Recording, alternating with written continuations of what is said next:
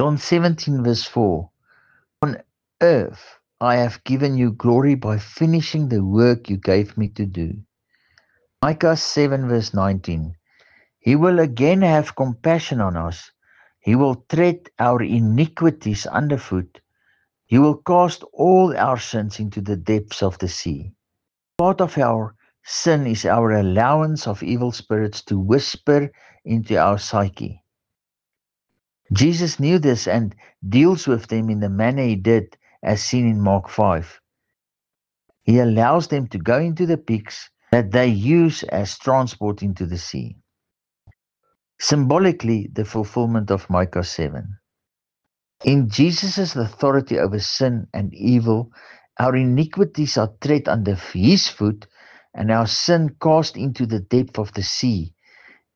It's not humanity that is cast into the sea, but our sins.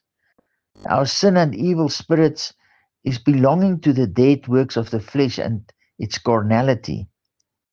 Our lives, bought and washed in the blood sacrifice of Jesus, allows our flesh to be the best it could be, namely, a temporary temple for the new creation Christ, life to grow and mature in us. Evil spirits be gone. Iniquities that lurk in my heart, you are trampled under Jesus' authority.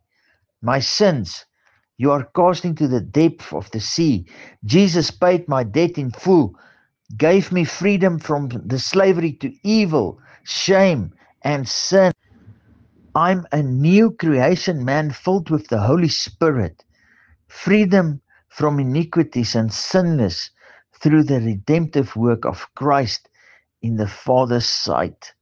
Amen.